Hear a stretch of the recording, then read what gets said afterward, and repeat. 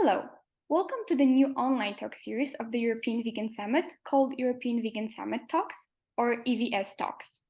My name is Lena Anna Kuklińska and I'm a volunteer at the Green Earth Institute, the facilitator of the Future Food for Climate Coalition and the organizer of the European Vegan Summit. European Vegan Summit is the very first event of this kind in Europe and possibly in the world.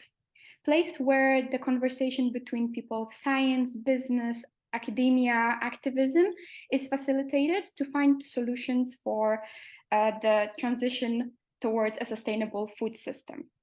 The next edition is currently being prepared for 2023, and I encourage you to stay up to date with all of our updates on that one. Today, I have the pleasure to host Oksana Khomiak, the co-founder of the Lviv Vegan Kitchen, who was also a panelist and a keynote speaker during the first edition of the European Vegan Summit. She shared her experience as a vegan activist during the ongoing war in Ukraine and shed some light onto how vegan businesses can help and support their communities and the fighting soldiers. Oksana, thank you so much for being here today with me. I know it's not the easiest thing for you to do. I remember that during the first edition of the summit in September 2022, you had to cut your speech midway because of a bombing alarm ongoing. So I the more appreciate that you are dedicating your time to being here today with us. Thank you so much as well. It's a big pleasure to take part in such events like European Vegan Summit and today interview. Thank you so much. Welcome. Today, tomorrow, the war in Ukraine will have been going on for a year.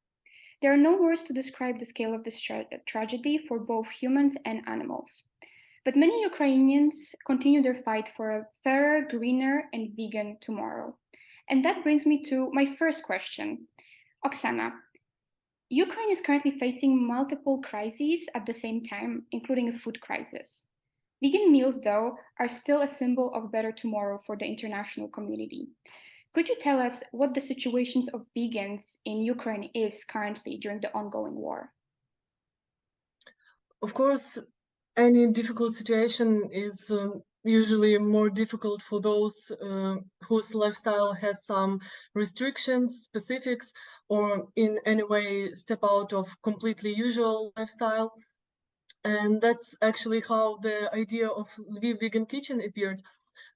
Me and my sister, we've been volunteering at the railway station.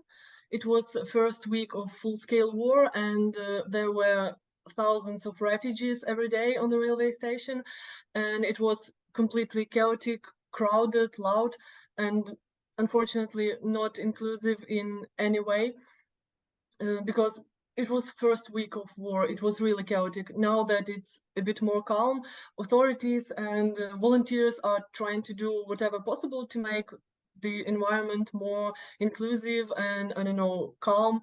But back then it was horrible. And we realized how it is actually hard to cover even the basic needs, let alone some more specific needs for people who have some restrictions or specifics in their lifestyle. And we decided to make something by ourselves to make it a bit more inclusive, at least as it's going to be vegan and suitable for people with hopefully some food allergies or anything. For now, we can't claim to cover any other specifics but veganism, but we are trying, we are moving forward, and hopefully we will be able to, hopefully we are already now some more, I don't know, calm, safe, friendly environment, and hopefully we will be able to be something even better than this. And what about being vegan during war? From what I've seen as a civilian and a volunteer, and from what I've heard from my friends in armed forces, it was the most hard during first few months of war. Because when there's a food deficiency in general, it's hard to stay well-fed for anyone. And it's even harder if you are vegan or have food allergies or anything else. Prices were growing, import was harder to manage. A lot of producers and warehouses were closed temporarily or went out of business for different reasons. And as a result, shelves in the supermarkets were half empty.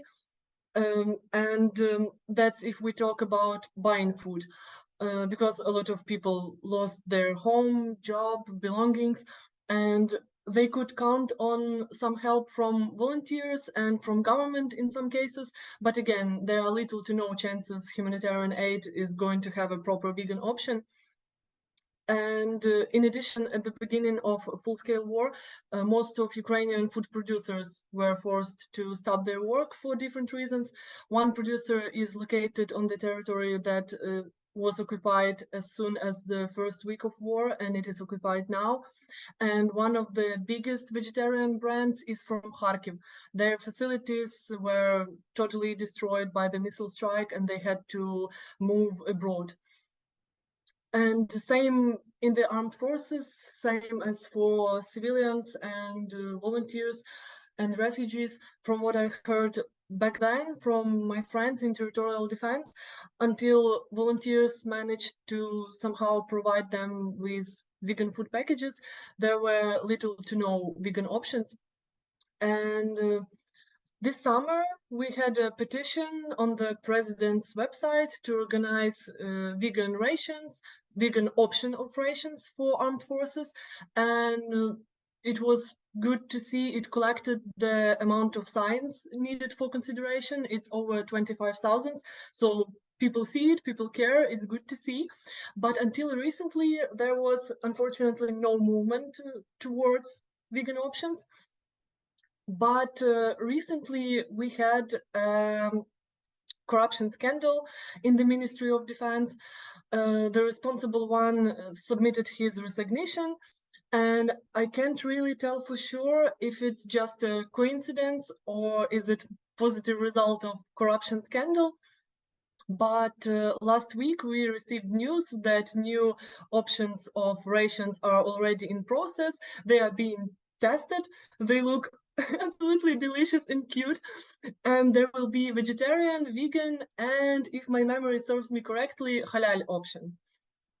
So that most of our defenders can be included and can be well fed, and it's good to hear. It's huge progress. It's a sign vegans at armed forces are visible and cared for, but it's actually not that every person in the armed forces is provided with these rations on a daily basis, because quoting the logistics forces, frozen, canned, or dry rations are being provided by the request of unit commanders in cases where it is not possible to prepare hot food.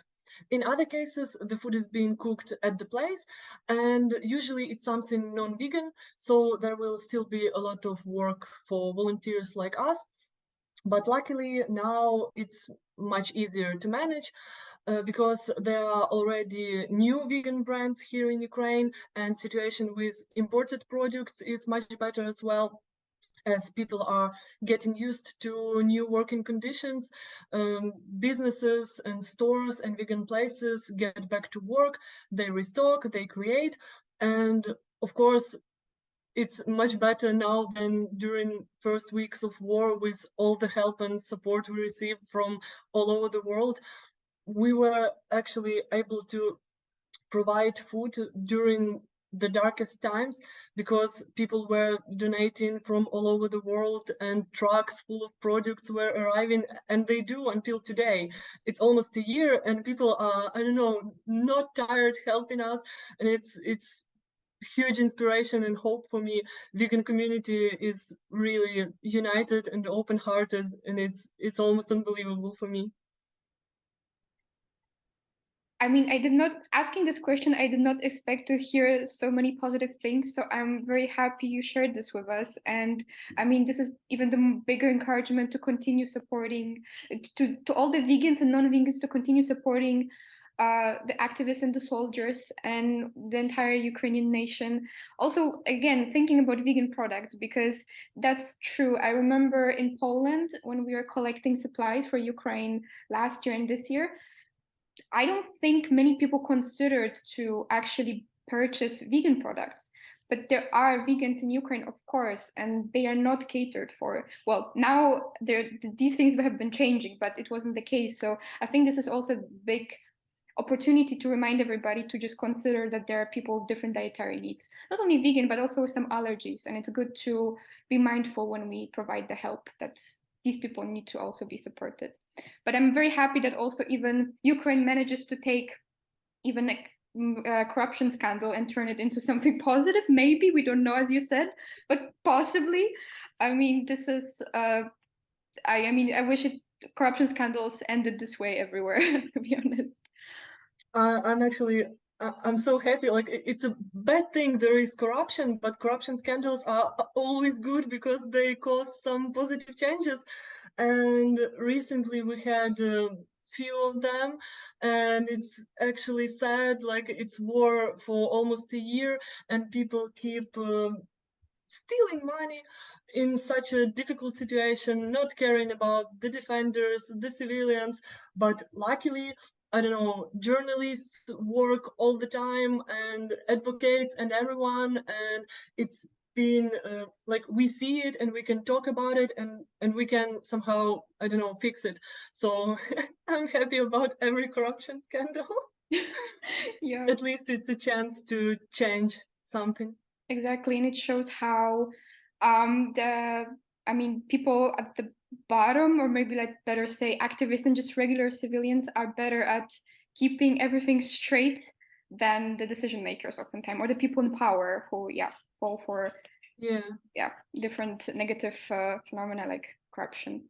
But you started explaining how Lviv Vegan Kitchen, how it was set up and how you begin your work, and I'm wondering how what's the difference between how the vegan businesses functioned before the war and how they're functioning right now? Because I mean, not only talking, I mean, you can probably share a lot of experiences from the restaurant sector, but I'm wondering whether, because the war has affected all sectors, so I'm wondering whether you have seen, as you also, just like as a vegan yourself, differences in how businesses were functioning before the war and how they're functioning now. There are a lot of differences compared to before the war, and some of them are luckily possible to adapt to and move on. Some, unfortunately, are not possible to adapt. And as I see, some difficulties and changes are harder for smaller businesses, while others are harder for the bigger ones, and they are harder or easier for different sectors. I don't know. For example, power outages we are experiencing since October um, because of constant Russian missile strikes.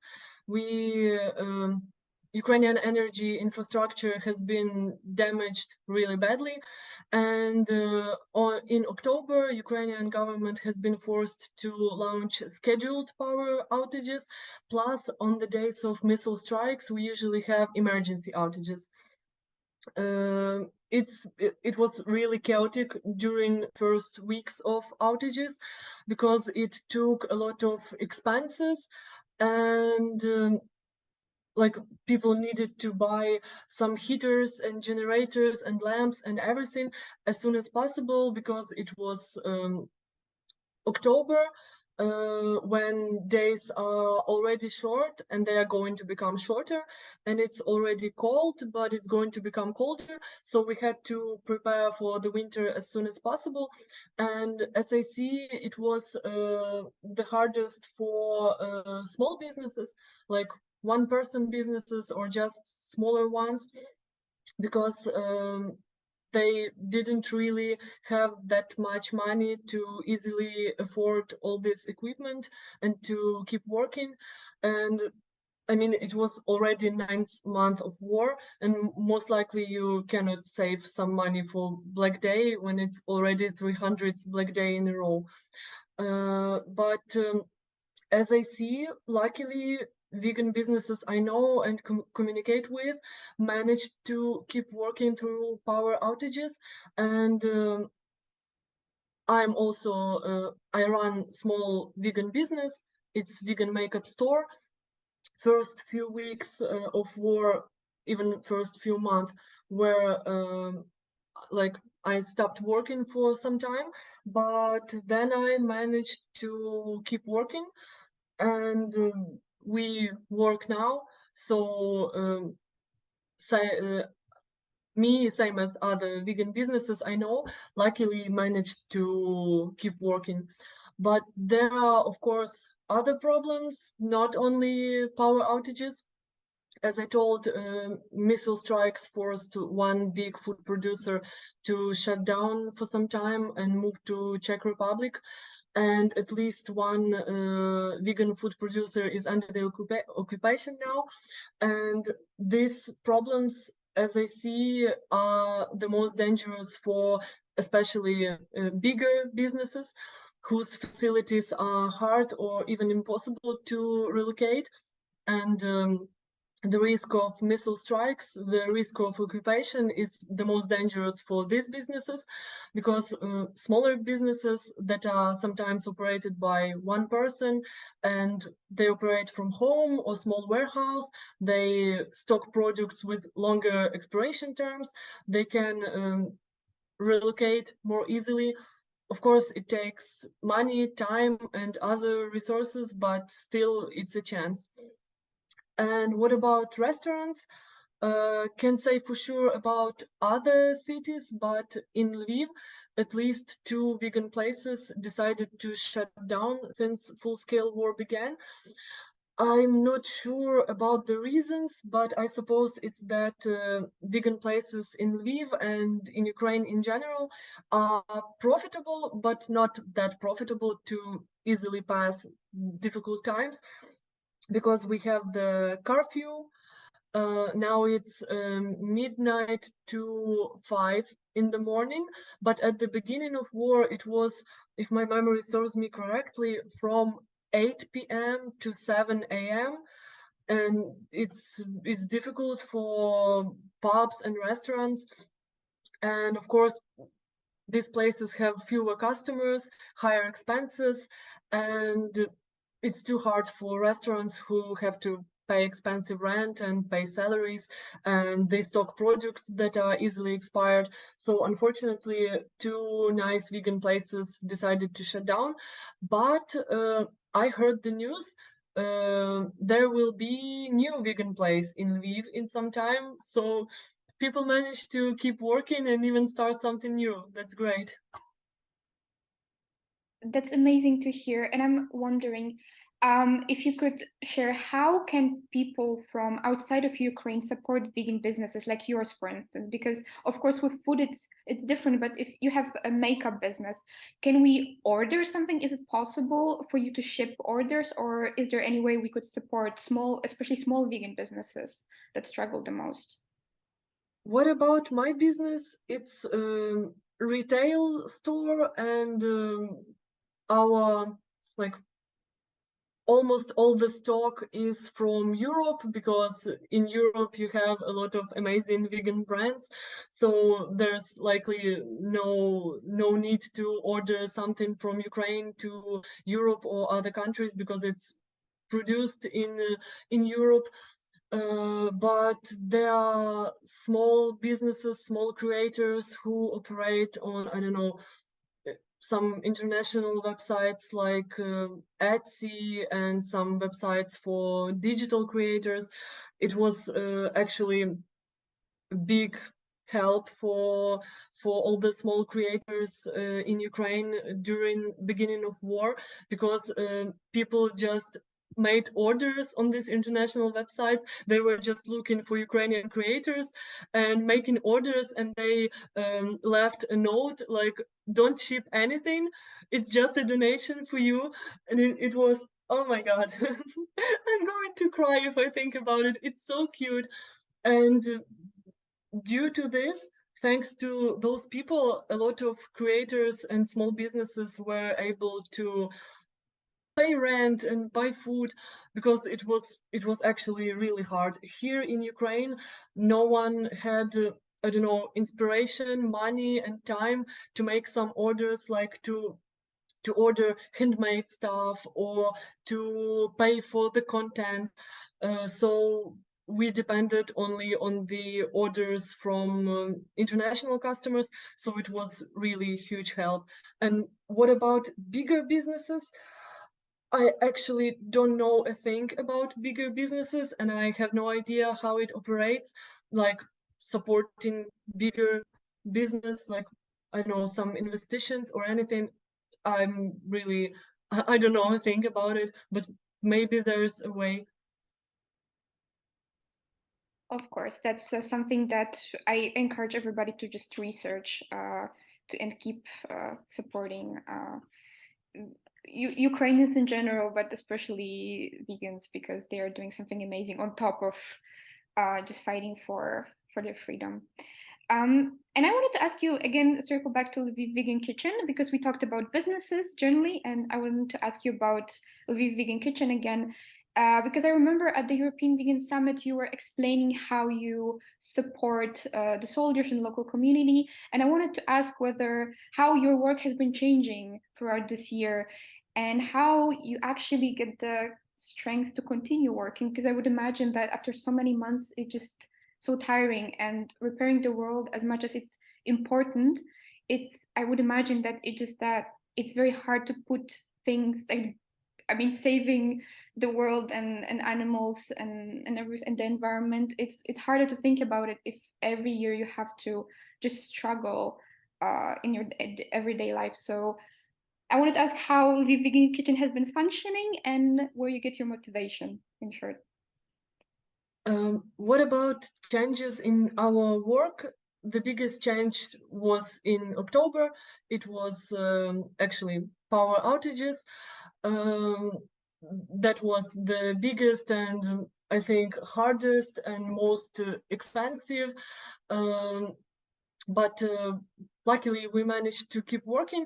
And in general, I can't say a lot of things changed since September, because like small things change because we are getting some experience and new connections and new volunteers, and I'd say it's less chaotic each time and more organized, more, I don't know, easier to manage.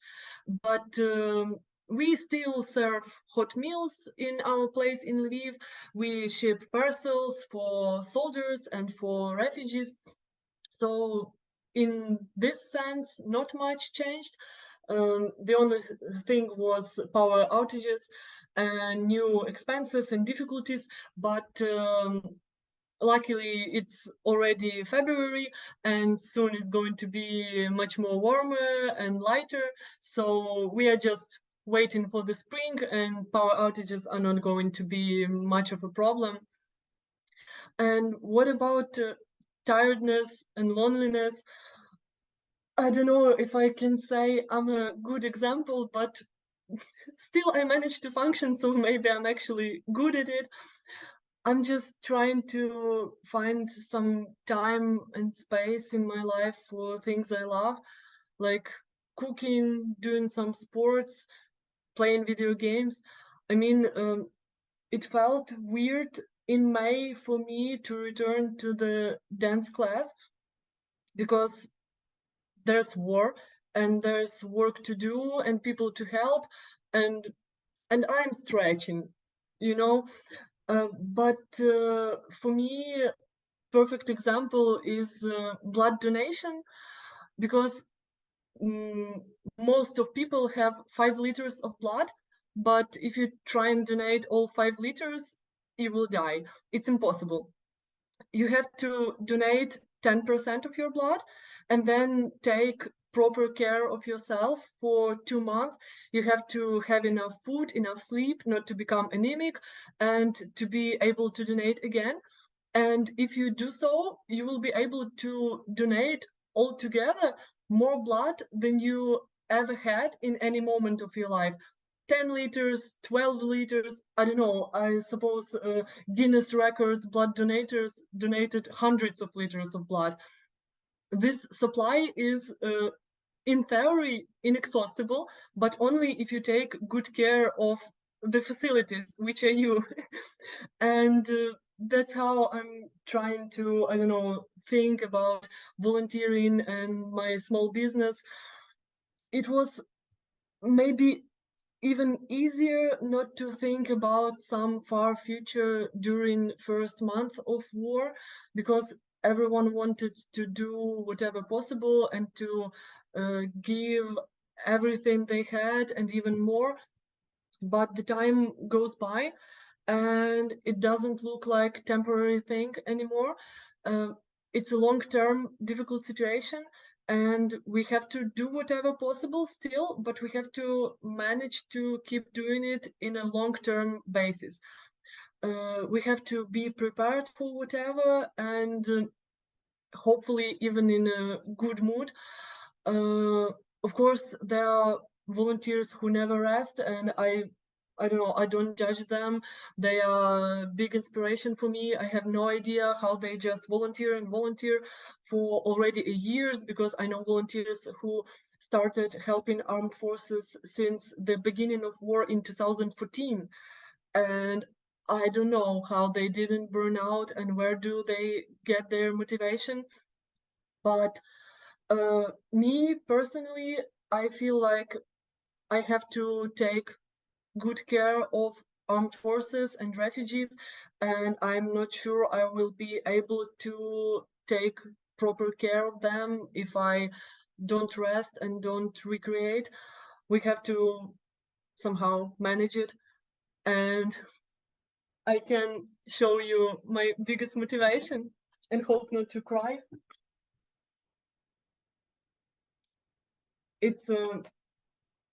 It's photograph of my best friend. She's now serving at the armed forces, and I just have her picture on my wall.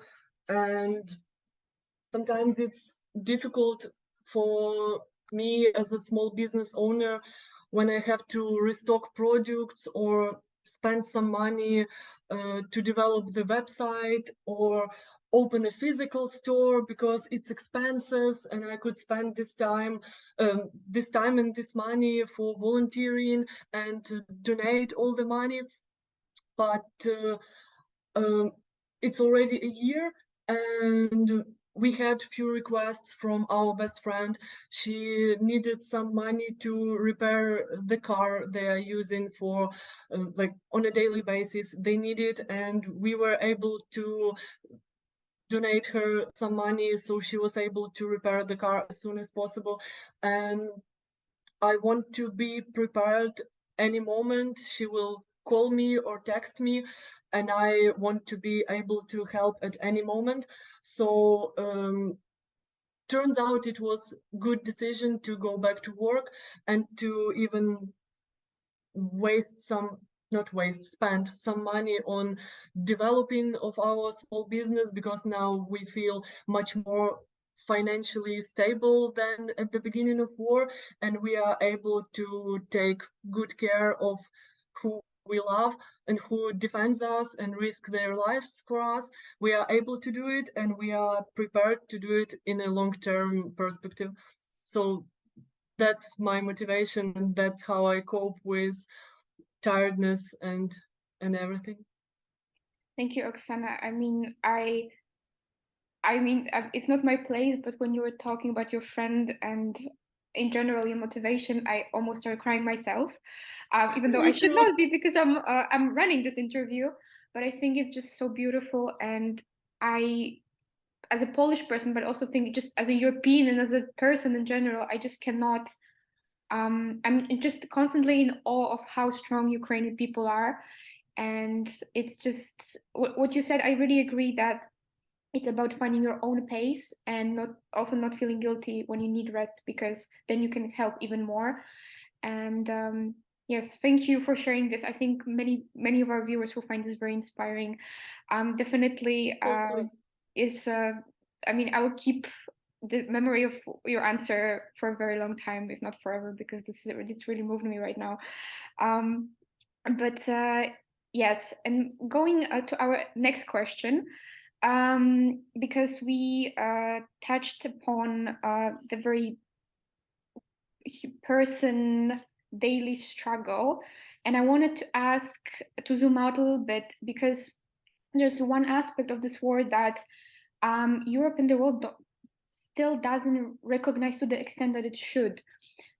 Because the world has revealed how inefficient and unsustainable the food system is. Because Ukraine's biggest crop was by tonnage was maize, and the main export of it was animal feed. And now with the war in Ukraine, we see that the crisis is not only going on in Ukraine, of course, it's totally different scale, but also the rest of the world is affected because we relied so heavily on the export, which was not even of our food, but was food for animals that we or people eat still. And the change in mentality and realizing how dangerous this is and how quickly situation can change. And again, when the war started, we thought that would be temporary, but it's been going on. And sadly, at least today, we don't see when it will end, hopefully very soon, but we still don't know. And from your point of view, what impact does the war in Ukraine will have on the global transition of the food system? Do you think there's much to be hopeful about, and that this lesson that sadly, well, this lesson will be a lesson for everybody. Sadly, the Ukrainian nation has to pay it right now. But do you think this will be a lesson that the world will take and change something in how we function, how we organize ourselves? I hope a lot this situation will, I don't know, will cause some discussion too big to ignore. But for now, I feel like I can't be really sure or too optimistic on this question, though I really want to be optimistic, because that's what vegan activists and climate activists were talking about for years and years, that this food system is not rational and it's not possible in long-term perspective with eating meat like at all, and especially in such amounts on a daily basis, and promoting it, supporting it with subsidies and everything. We actually don't have enough land on this planet for the landfills, and we don't have enough water, and the food we eat causes climate change, and not a positive one. It's too bad for climate, and we have a lot of numbers and a lot of I don't know, a lot of activists spend enough time and like to show this information to people and to cause a discussion, but here we go again. And there are even more things about Ukraine and food system. It's not only food stock that has been exported. Ukraine is also one of the biggest exporters of agricultural fertilizers. So it's causing additional problems about providing enough food to the world. And it looks like, forgive me this non-vegan reference, but it's like putting all the eggs in one basket. It's not stable, not rational, it's dangerous. This supply chain is too vulnerable, and we already see the result. And I think main problem about it is that food, it's actually absolutely basic thing. It's vitally important for everyone, but it's not being thought of enough for such an important thing. I once had a conversation with actually vegan activist, I don't know, climate activist, advocate for human rights.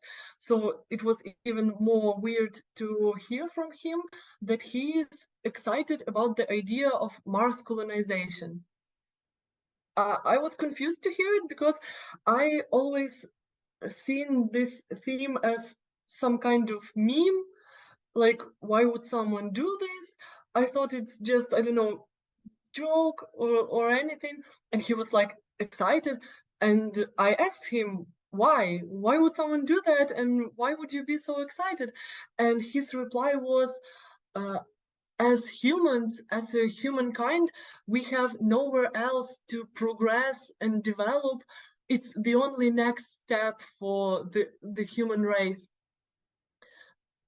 Actually, meanwhile, we don't even know how to feed ourselves. And it's funny for me, as for, I don't know, vegan activist, climate activist, because for me these things are already obvious after years and years. And it's food. Everyone eats food, everyone needs it on a daily basis, especially now during the time of crisis and world hunger and everything. We need food to be rational and sustainable, um, like sooner than anything else. We have to make it rational and sustainable at the first place. And we have to make food production friendly towards the environment, with less chemical fertilizers and less land processing, less deforestation. We have to evolve permaculture, which is actually a great thing, but it's not that popular, and it's not popular at all in Ukraine.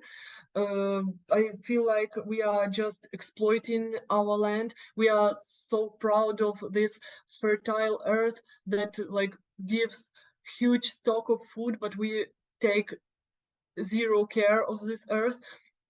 And we have to make permaculture and, I don't know, organic agriculture uh, suitable not only for, I don't know, organic local market or small vegan restaurant or one household, but to make it sustainable for mass supply, and more food to be locally produced, so that the food chain is not that vulnerable like it is now, and we see it.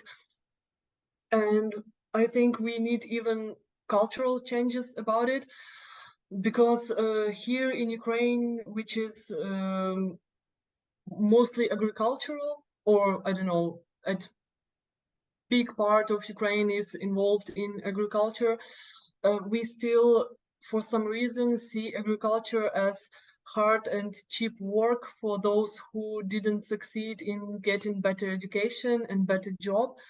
But we need to see it as it actually is: vitally important, positive, creative, worthy of respect, and to make it somehow more modern, more attractive for bright young minds, and as well as for the investors. Because for now, there's definitely too many problems about food and about agriculture. As we see, one country invading another can cause world problems with food supply, and the food we eat on the daily basis and support and promote causes climate change, and it's bad for the environment, it's bad for people. It is proven to cause cancer and diabetes and cardiovascular diseases. And it's terrible, actually, how we need serious crisis to notice these obvious problems. But I can't be too optimistic, because sometimes it looks like even serious crisis is not enough, because not that long time ago we had a pandemic which was caused by zoonotic disease, and it left a trace in every life. It was economical crisis as well, and people were devastated to the point the level of suicide raised. And it was a year ago, or I don't know, maybe even less a year in some countries, all this stuff with lockdown and no social life. And here we go again. Like crisis after crisis, looks like some people are not learning, but I hope this time it's actually going to cause discussion too big to ignore, because they say there is post-traumatic stress, but also there is post-traumatic development. And I hope even from the hardest times and worst situations, people can at least have a lesson and decide to make a positive change. unfortunately, it depends a lot on decision makers. They have to, I don't know, notice the problem and finally do something about it. And for example, stop promoting animal agriculture, so like to be so happy about it. And more things like I don't know, developing local food production. There's really a lot of work to do, because looks like every little thing about food looks like everything is wrong and everything has some problems. But hopefully this situation will finally learn us to see the problems and to fix the problems. Yes, I mean it's the anecdote you mentioned about your friend and the Mars. I think it's a educational problem as well, because it's very prevalent that people consider progress as something linear and something that really involves, I mean, going to another place or creating new technologies, whereas we really fail at the very basic level of just being able to even feed ourselves, because the current food system doesn't even provide food for everybody. There are so many disproportion. I mean, there's so much injustice when it comes to the access to food, and also poor people can afford only junk food or unhealthy food that also should not take place. So how can we talk about colonizing another planet? I mean, if we didn't even manage to take care of ourselves on another planet that we're currently polluting and destroying. But that's sadly, I think that's an educational and just perspective problem that's just not being changed. And I mean, I agree with you that it's very hard to stay hopeful looking at what politicians and how politicians are approaching the problem, because I mean, working with the EU institutions myself, I see that even at the beginning of February, President Zelensky was in Brussels, and he met up with a lot of politicians and members of the European Parliament. But I mean, I know that I mean, EU will say we want to support Ukraine, and and the member states do a lot for Ukraine, but they won't address one of the root uh, problems that are emerging from this war. Because when it comes to the transition of the food system, EU stays conservative because of the meat lobby. So we hear, yes, we want to help, but even if activists and vegan politicians are saying, hey, but if you want, you can help, yes, but if we won't fix these problems, these things might happen again, or there will be other problems coming up, as you said, crisis after crisis. And there's the dialogue ends there. There's like monologue of one side and another, just because of money and tradition and different reasons. And I think this is just very frustrating. So the more, I think it's impressive that so many activists, and especially those that are even, yeah, I mean, those that are in worse situations than those based in Brussels, I mean, activists in Ukraine, still have the strength to to bring this up and talk about it and build this better tomorrow one by one. Because if we don't do it, it seems that the decision makers won't follow through for a very long time. So sadly, that's how it is.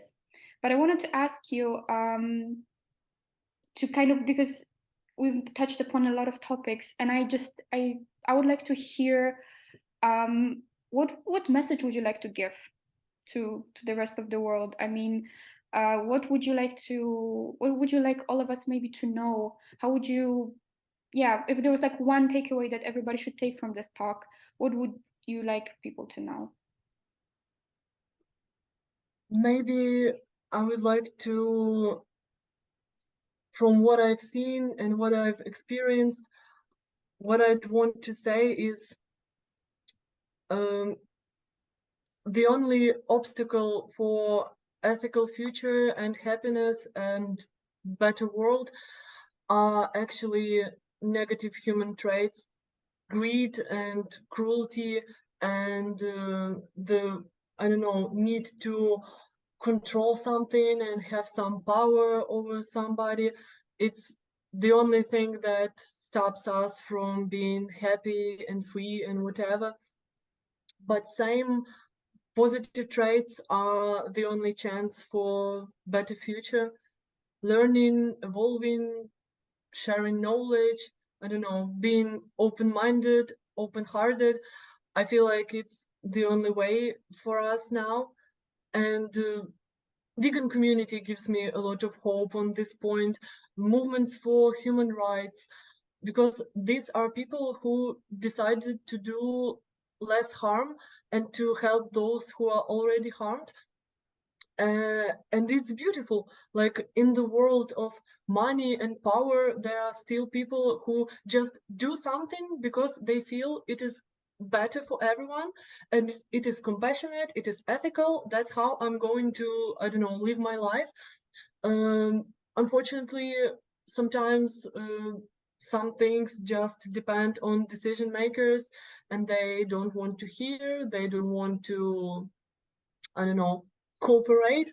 But maybe we need more people with positive traits between decision makers. Maybe we need to educate and evolve as humans constantly to maybe one day become decision makers, to be able to make decisions and to make good decisions whenever we have a chance to. And sometimes we need a lot of courage as well, because there are situations in many countries where democracy is not a real thing anymore. There's like none of it, and people can't make any change via elections, petitions, or meetings.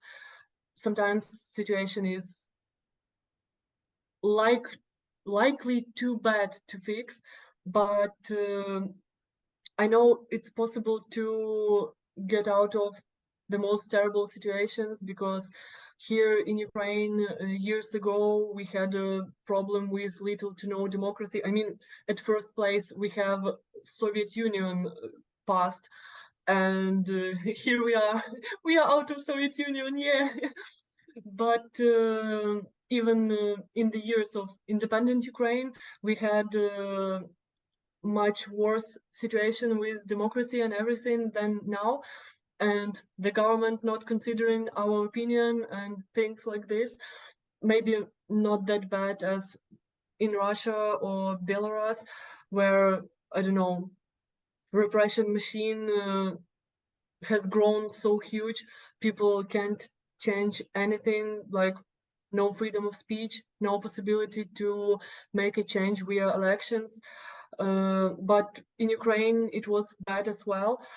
And of course, now things are not perfect as well. We have corruption scandals constantly. We have problems in the field of human rights, but at least people feel much more free and safe and respected. And what's also important, we know what we are capable of.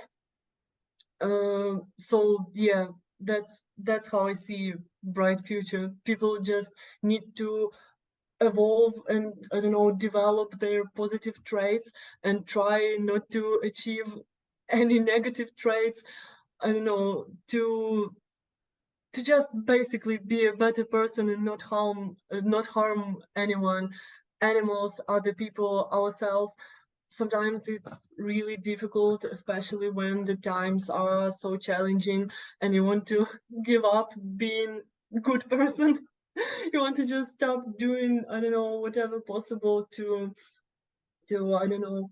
And some things like greed and cruelty, they haunt people really easily. And now when, like, I saw these things a lot of time when I was vegan activist and climate activist, seeing, I don't know, courts declining requests from locals and ecologists, but at least I didn't have a chance to witness the war back then.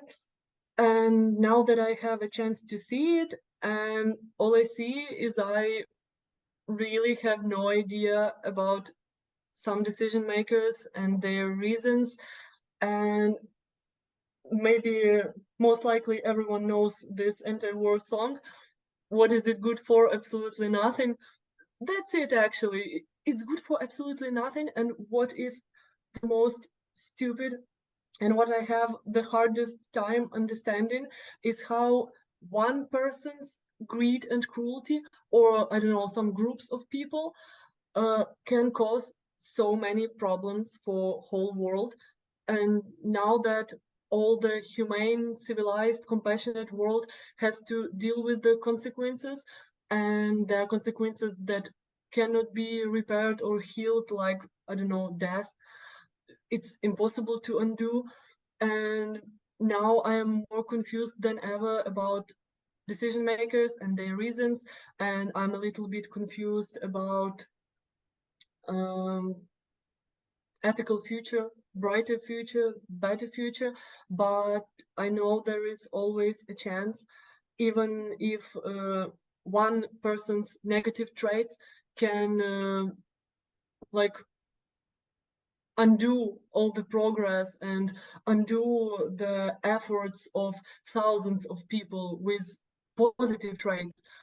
But there's always a chance, and every person is always a chance, mm, not depending if it's decision maker or if it's just a customer. For example, if you just, I don't know, just live your life, go to job, buy food, you can be vegan. That's already huge impact. And you can, I don't know, share some knowledge with your friends and with your family at your job place. And we have to just take these chances and to keep being good people. Yes, I think this is a great note to finish our talk. As you said, it's about every step counts. It's about what we do and who we also choose as a decision maker. And I think every election is a chance to either run yourself and be the change, or to just support people who are actually willing to put in the effort and make sure that there's less negativity in the world as much as we can. Oksana, thank you so much for your answers and your time. It is extremely important for all of us to learn what's going on in Ukraine and how Ukrainian people are fighting for their freedom.